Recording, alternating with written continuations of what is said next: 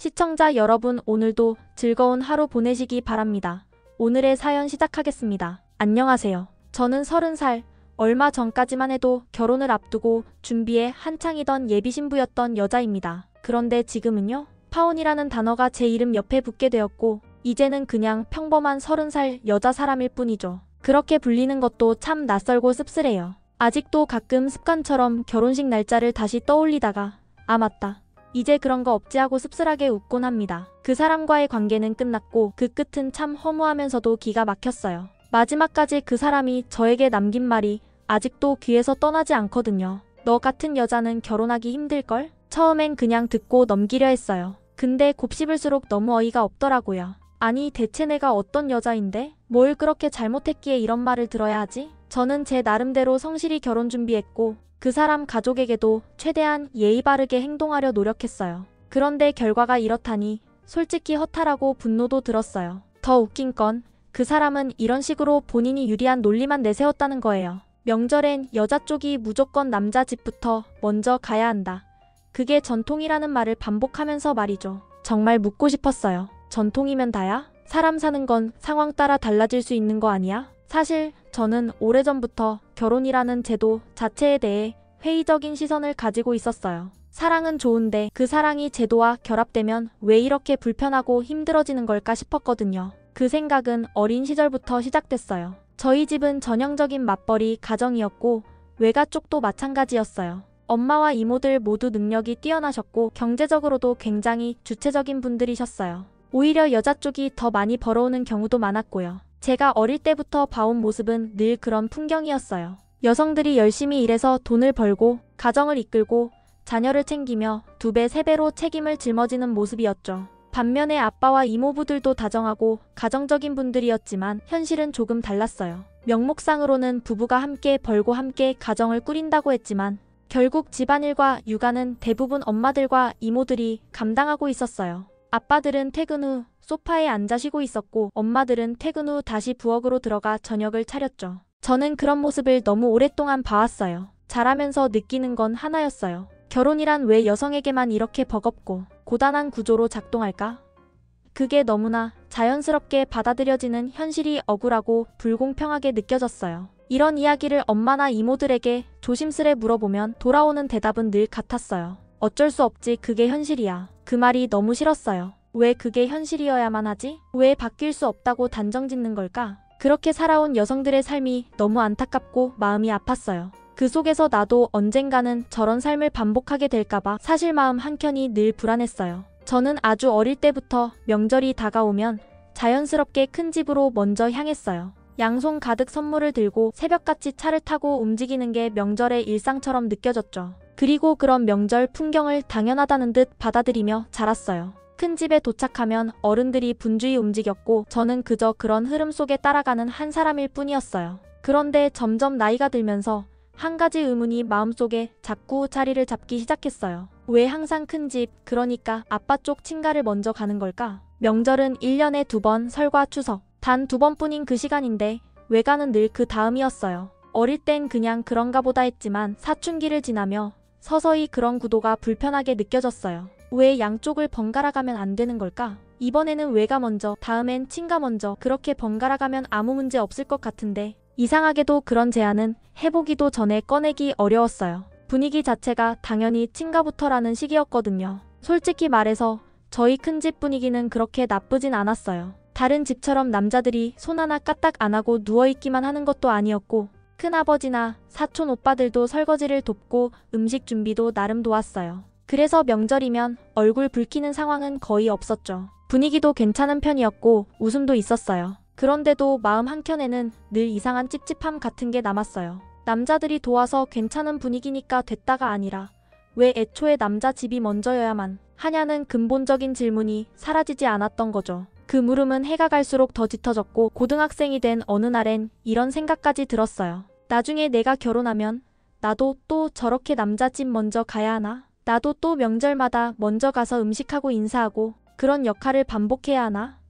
그런 상상만 해도 가슴이 답답해졌어요. 마음 한켠이 꽉 조이는 느낌이 들더라고요. 그때부터였던 것 같아요. 저는 결혼에 대한 로망을 조금씩 내려놓기 시작했어요. 누군가와 사랑하는 건 좋지만 결혼이라는 틀에 들어가면 결국 나도 엄마, 이모들처럼 무언가를 더 많이 감당해야 할 것 같았어요. 그래서 고등학교 시절부터 저는 나름대로 마음을 다잡았어요. 결혼은 하지 말고 그냥 연애만 하자. 사랑만 나누고 책임지고 감당하는 구조엔 들어가지 말자. 그런 다짐을 했죠. 물론 나이가 들수록 생각이 변할 수도 있고 좋은 사람을 만나면 달라질 거라고들 하지만 제 안엔 이미 오랜 시간 쌓여온 회의감과 막연한 두려움이 단단히 자리를 잡고 있었어요. 그걸 누군가가 쉽게 흔들 수는 없었던 거죠. 이제는 전 남친이라고 불러야겠죠. 정말 익숙했던 두 글자인데 남친이라는 말 앞에 전이라는 접두사가 붙는 순간 마음이 참 묘해지더라고요. 그 사람은 저보다 5살이 많았어요. 나이 차이가 조금 있었던 만큼 서로의 인생관이나 결혼에 대한 생각도 어느 정도는 차이가 있을 수밖에 없었죠.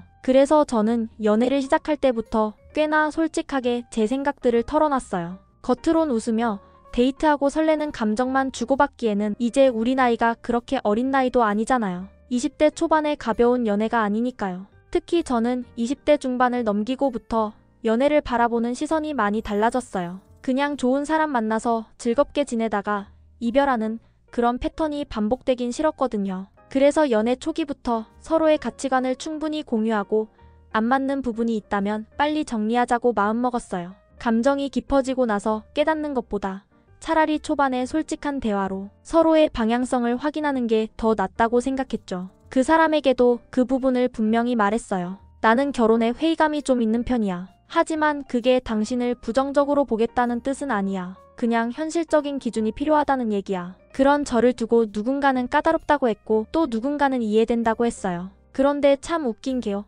전통이나 조건 같은 얘기가 나올 때마다 항상 빠지지 않고 등장하는 말이 있잖아요. 남자가 집은 해와야지. 처음엔 그런 말에 신경 안 쓰려고 했어요. 하지만 괜히 선입견 갖는 분들도 있을까봐 이쯤에서 제가 직접 말하고 싶네요. 전 남친과 저는 결혼을 하게 되면 제 명의로 돼 있는 아파트에서 신혼생활을 시작하기로 했었어요. 이 아파트는 현재 시세로 약 3억 7천만 원 정도 하고 제가 직접 힘들게 장만한 집은 아니에요. 부모님께 도움을 받아 마련한 집이에요. 물론 그 사실이 부끄럽다고 생각하진 않아요. 빚 한 푼 없이 시작할 수 있다는 것만으로도 충분히 감사한 일이었거든요. 전 남친은 그 집에 말 그대로 몸만 오는 조건이었고 가전제품이며 가구며 필요한 것들도 거의 다 갖춰져 있었어요. 결혼만 하면 바로 입주할 수 있는 상태였죠. 게다가 모아둔 돈까지 따졌을 때도 제가 더 많았어요. 하지만 저는 정말이지 그런 걸 따지고 싶지 않았어요. 남자가 돈이 많든 적든 그런 건 제게 중요한 기준이 아니었거든요.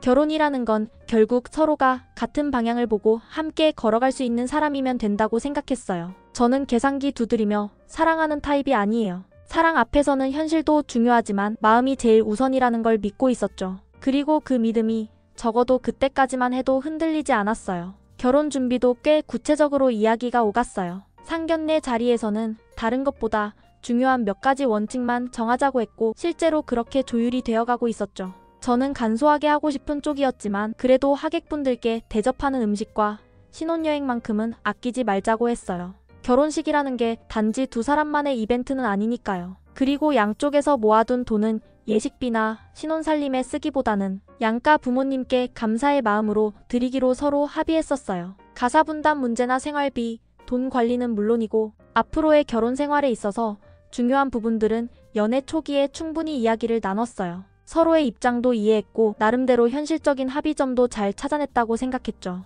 저는 한쪽이 일방적으로 희생하거나 억지로 맞춰야 하는 결혼은 원하지 않았어요. 그래서 하나하나 조심스럽게 의견을 꺼냈고 전 남친도 그때까지만 해도 충분히 공감해주는 사람이었어요. 특히 명절 계획과 시부모님과의 관계도 미리 조율했어요. 명절은 양가를 한 번씩 번갈아 가기로 했고 휴가철이나 연휴가 되면 가까운 해외로 시부모님을 모시고 여행도 함께 가기로 했죠. 저는 이 계획 자체가 꽤나 배려를 담고 있다고 생각했어요. 명절을 공평하게 보내되 대신 평소에는 시댁과의 관계도 성의껏 유지하는 방식이었으니까요. 누가 봐도 균형 잡힌 아니었고 저는 그 정도면 충분히 제가 할 수 있는 만큼 양보했다고 느꼈어요. 그런데 식장 예약을 하고 나서 얼마 되지도 않아 전 남친의 말투가 미묘하게 달라지기 시작했어요. 갑자기 어느 날 아무런 전조도 없이 그가 이렇게 말하더군요. 명절에 양가 번갈아 가는 거 그건 안 될 것 같아. 처음엔 농담인 줄 알았어요. 그래서 왜 갑자기?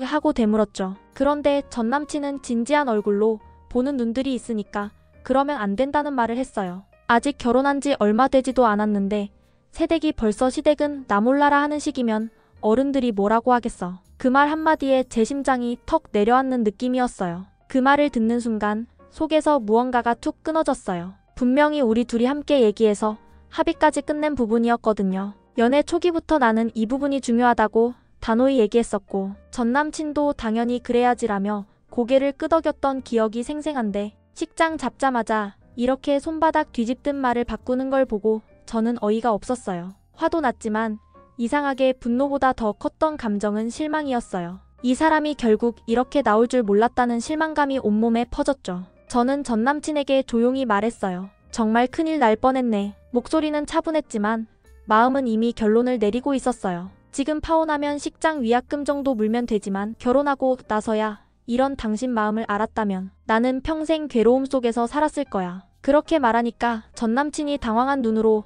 저를 바라봤지만 저는 이미 그 눈빛에도 흔들리지 않았어요. 저는 계속해서 얘기했죠. 이건 내가 중요하게 생각하는 부분이고 그래서 연애 초기부터 솔직히 다 얘기했던 거야. 당신도 고개 끄덕였고 합의 다 된 사안이잖아. 그런데 이제 와서 이렇게 말을 바꾸면 앞으로 무슨 말인들 못 바꾸겠어? 그 말을 하며 저도 참담했어요. 하지만 끝내야 할 타이밍이라는 건 누구보다 저 자신이 더 잘 알고 있었어요. 그래서 단호하게 말했죠. 당신처럼 이기적이고 약속을 쉽게 깨는 사람이라는 걸 그동안 몰라서 고생했어. 이제 알았으니까 됐어. 우리 파혼하자. 그렇게 말한 후 저는 자리에서 조용히 일어났어요. 가방을 들고 돌아서는데 전 남친이 마지막까지 뒤에서 말하더군요. 그런 식이면 너 누구하고도 결혼 못해. 예전 같으면 그 말에 상처를 받았을지도 모르지만 그날 저는 한마디도 대꾸하지 않았어요. 그날 저는 아무 말도 하지 않고 하루 동안 연락을 끊었습니다. 그냥 조용히 있었어요. 화가 나서도 아니었고 울고 있었던 것도 아니었어요. 그냥 생각이 많았고 내 결정에 확신이 필요했거든요. 하루를 그렇게 보내고 난 뒤 저는 마침내 확실하게 마무리를 짓기 위해 전 남친에게 전화를 걸었습니다. 감정을 정리하고 나니 더는 그 사람과 감정 섞인 대화를 할 이유가 없다고 생각했어요. 그냥 남은 마지막 말을 정리하듯 담담하게 꺼내고 싶었죠. 그런데 전화를 받자마자 전 남친은 다짜고짜 화부터 내더군요. 결혼이 장난이냐? 파혼이 그렇게 쉽게 말할 수 있는 거야? 말투에는 억울함과 분노가 섞여 있었고 목소리는 한층 높아져 있었습니다. 하지만 저는 그 감정에 휘둘리지 않으려고 애썼어요. 깊게 숨을 들이마시고 말했어요. 더 이상 말할 가치는 없지만 오빠가 궁금하다면 얘기해줄게. 지금부터 잘 들어. 그리고 조용히 차분하게 하나씩 꺼냈어요. 기억 안 나? 우리 예전에 얘기할 때 명절에 양가에 번갈아 가면서 가는 게 뭐가 어렵냐고 그렇게 하자고 먼저 말했던 사람이 누구였는데? 설이면 설, 추석이면 추석 한 집에 온전히 가는 게 오히려 서로 편하다고 했던 말. 그거 오빠가 먼저 한 말이었잖아. 그때 나는 진심으로 고마웠어. 그 말을 해준 오빠가 너무 믿음직스러워서 이 사람이라면 같이 살아도 되겠다는 확신이 들었어. 하지만 이제 와서 그런 말을 바꾼 당신을 보니 나는 더는 믿을 수가 없었어요. 결혼이라는 건 서로의 약속이야. 그런데 그 약속을 이렇게 아무렇지 않게 당당하게 바꾸는 걸 보니까 나랑 결혼해서 하기로 했던 다른 것들도 이렇게 쉽게 바꿔버릴 수 있겠구나 싶더라. 목소리는 여전히 차분했지만 그 속에는 실망과 단호함이 그대로 배어 있었어요. 내가 미쳤다고 내 두 발로 지옥 같은 결혼 생활로 들어가겠어? 이제는 그런 생각만 들어. 전 남친은 잠시 말을 잇지 못하더니 결국 이렇게 말하더군요. 그래도 전통이라는 게 있는데 그걸 무시해서는 안 되는 거 아니겠어? 순간 참 한심하다는 생각이 들었어요. 그래서 저는 아주 또렷하게 대답했어요. 맞아. 그러니까 그 전통을 무시하지 않는 여자를 찾아서 만나면 되는 거잖아. 그래서 내가 파혼하자는 거야. 그리고 덧붙였어요. 나는 그 전통이라는 걸 나와 합의해서 바꿀 수 있는 남자를 만나면 되는 거고. 그 말로 제 입장은 더할 나위 없이 명확해졌어요. 서로가 바라보는 방향이 다르고 앞으로도 계속 다를 텐데 억지로 함께 가봤자 누구 하나는 무너지게 될 거였어요. 그래서 저는 마지막으로 말했어요. 파혼 사실은 어른들께 각자 따로 말씀드리자. 그리고 내가 먼저 파혼 얘기를 꺼낸 사람이니까 위약금은 전부 내가 부담할게. 그 사람은 아무 말도 하지 않았고 저는 통화를 마무리했어요. 아마 그동안 제가 너무 많이 참았고 또 양보를 많이 해왔던 탓이었을지도 모르겠어요. 전 남친은 제가 이번에도 또 이해해줄 거라고 어떻게든 다시 설득할 수 있을 거라고 착각했던 것 같더라고요. 늘 그랬듯이 살살 달래면 다시 돌아올 거라 생각했던 거겠죠. 그런데 이번에는 제가 단호하게 파혼을 말하고 위약금까지 내가 부담하겠다고 하니까 갑자기 또 태도를 바꾸더라고요. 내가 그런 건 아니고 우리 할머님이 아직 살아계셔서 그렇잖아. 살아계시는 동안만 딱 그 몇 년만 그 이후엔 너랑 얘기했던 대로 하면 되잖아. 처음엔 귀를 의심했어요. 뭘 또 말을 바꿔? 처음에 우리가 그렇게 길게 이야기 나누고 합의했던 건 뭐고 식장 예약하고 나서 전통 운운하며 말을 뒤집었던 건 또 뭐였는지 이제 와서 할머님 살아계시는 동안만이라니 너무 뻔하잖아요. 제가 단호하게 말했어요. 오빠, 도대체 무슨 말을 지금까지 몇 번을 바꾸는 건지 아세요? 합의해놓고 전통이라며 없더니 이제 파혼하자니까 갑자기 또 할머니 핑계 꺼내는 거 보니까 정말 이 결혼은 아니다 싶네요. 말을 하는 제 자신도 차가워졌다는 걸 느꼈어요. 그런데 그게 제 감정이 식어서가 아니라 오히려 너무 많은 걸 감내했기 때문에 더는 흔들릴 여유가 없어진 거였어요. 저는 그에게 조용히 하지만 또렷하게 말했어요. 내가 어떤 성격인지 오빠가 더 잘 알잖아. 이렇게까지 단호하게 나올 정도면 내가 얼마나 마음이 정리된 상태인지 알 텐데. 그러니까 더 이상 긴 말 하고 싶지도 않아. 이걸로 끝이야. 그리고 덧붙였어요. 솔직히 말하면 처음부터 오빠가 지금처럼 말했으면 나도 생각할 여지가 있었어. 미안하지만 할머니가 아직 계시니 몇 년만 명절에 우리 집 먼저 가면 안 될까? 이런 식으로 말했더라면 나도 이해하려고 노력했을지도 몰라. 그랬다면 중간 지점을 찾아보려 했을지도 모르지. 하지만 지금처럼 합의해놓고 갑자기 전통 타령하면서 강하게 밀어붙이다가 내가 파혼하자니까 다시 말 바꿔서 핑계대는 거. 그게 진심이 아닌 건 다 보여. 그렇게 말하고 나니 마음이 더 단단해졌어요. 나는 알아요. 오빠는 결혼하고 나서도 언제든지 또 말을 바꿀 사람이에요. 지금 이 상황에서도 자기가 책임지려는 모습은커녕 나한테 회유하려 드는 걸 보니까 답이 없네요. 결국 그건 단순한 태도 문제가 아니었어요. 결혼 생활이라는 건 수많은 상황에서 약속과 믿음을 지켜나가는 일인데 지금처럼 중요한 문제를 자기 입장에 따라 수시로 바꾸는 사람이라면 앞으로 뭐든 자기 마음대로 틀고 돌려버릴 사람이겠구나 싶더라고요. 그리고 저는 전화를 조용히 끊었습니다. 전화기 너머로 아무런 말도 들리지 않던 그 마지막 순간은 유난히 길게 느껴졌어요. 아무런 말도 더 하고 싶지 않았고 그 사람의 목소리도 더 이상 듣고 싶지 않았어요. 단지 한 가지 스스로에게 이렇게 말했죠. 정말 잘한 선택이야. 이건 후회할 일이 아니야. 금전적인 부분이 문제가 아니었어요. 위약금을 모두 부담하겠다고 말했을 때도 저는 돈 때문이 아니라 사람에 대한 실망이 더 컸기 때문에 아무런 아까움도 없었어요. 저는 이 결혼을 준비하면서 단 한 번도 억지로 맞춘 적이 없었어요. 모든 걸 함께 상의했고 함께 결정했고 무엇보다 진심으로 함께 살고 싶어서 노력했던 거예요. 제가 아침밥을 꼭 챙겨 먹는 사람이에요. 그래서 연애 초기에 그 사람에게 그렇게 말했죠. 나는 아침밥을 먹고 하루를 시작해야 마음이 편해. 그래서 아침에는 꼭 같이 식사하고 싶어. 그 사람도 처음엔 고개를 끄덕이며 그렇게 하자고 했어요. 저는 그 사람 출근에 맞춰 매일 아침밥을 차릴 생각을 했고 대신 제가 오후부터 새벽까지 근무하는 직업이니 저녁은 혼자 간단히 챙겨달라고 정중히 부탁했어요. 누군가에게는 사소한 조건처럼 들릴 수 있지만 저는 그것마저도 최대한 현실적이고 배려있게 조율한 거였어요. 집안일에 대한 문제도 마찬가지였어요. 두 사람 다 일을 하는 상황인데 누가 더하고 덜하고를 따지며 싸우느니 차라리 주 1회 정기적으로 집안일 도와주시는 분을 부르자고 제가 제안했죠. 전 남친도 처음엔 정말 고마워했어요. 와, 내가 그렇게까지 생각해줬어? 라며 말했던 기억이 아직도 생생해요. 저는 그 말에 힘이 났고 이 결혼을 위해 내가 할 수 있는 한 최선을 다하자고 마음먹었죠. 돈 관리는 제가 맡기로 했습니다. 대신 모든 지출과 저축은 가계부를 함께 보면서 투명하게 관리하자고 했어요. 무조건 제가 책임지고 끌고 가겠다는 게 아니라 함께 공유하고 함께 계획하자는 뜻이었죠. 그리고 양가 부모님 생신은 무조건 챙기고 휴가든 연휴든 1년에 한 번은 시할머니, 시부모님 모시고 여행 가자고 제가 먼저 말했어요. 그런 제 제안에 전 남친은 늘 네가 이렇게 먼저 챙겨줘서 정말 든든하다고 말하곤 했죠. 그런 사람이었어요. 저는 이렇게까지 내가 먼저 움직이고 배려하고 생각하고 계획했던 사람이었어요. 명절에 단 한 번이라도 우리 집에 먼저 가자는 말, 그것도 반쯤은 조심스럽게 꺼냈던 말인데 전 남친이 그때는 그게 뭐 어려워? 당연히 그렇게 하자고 웃으며 말해줬어요. 그 말 한마디가 너무 고마워서 그 사람과의 결혼을 더 믿게 되었던 거죠. 이 사람이라면 정말 함께 살아갈 수 있겠구나라고. 그랬던 제가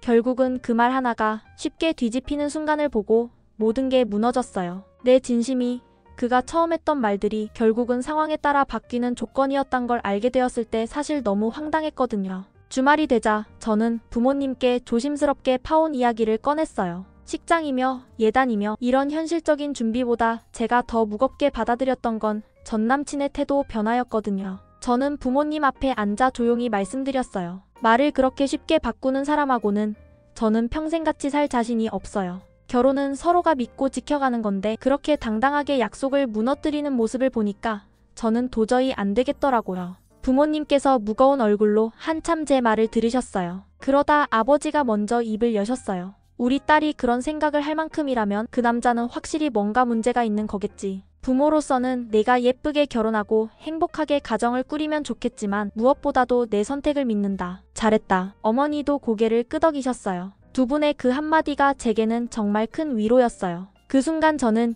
이 길이 맞구나 하고 마음속으로 다시 한번 다짐했어요. 며칠이 지나고 나서 예상치 못한 전화가 한 통 걸려왔습니다. 발신자 표시엔 전남친 어머님의 이름이 떠 있었어요. 처음엔 받지 말까 싶었지만 그래도 한 번은 받아야겠다는 생각이 들었어요. 예의라는 것이 있었고 어른이 먼저 연락 주셨는데 무시하는 것도 아닌 것 같았거든요. 전화를 받으니 어머님은 다정하면서도 안타까운 목소리로 말씀하셨어요. 우리 애가 아직 철이 없어서 그런 거야. 남자들이 원래 그래. 조금만 이해하고 한 번만 다시 생각해 볼 수 없을까? 처음엔 그냥 듣고 있었어요. 그런데 들을수록 마음 한쪽이 무겁기보다는 이상하게 더 가벼워졌어요. 이해해달라는 말 속에 숨어있는 의미가 너무 명확했거든요. 남자 말에 맞춰 살아달라.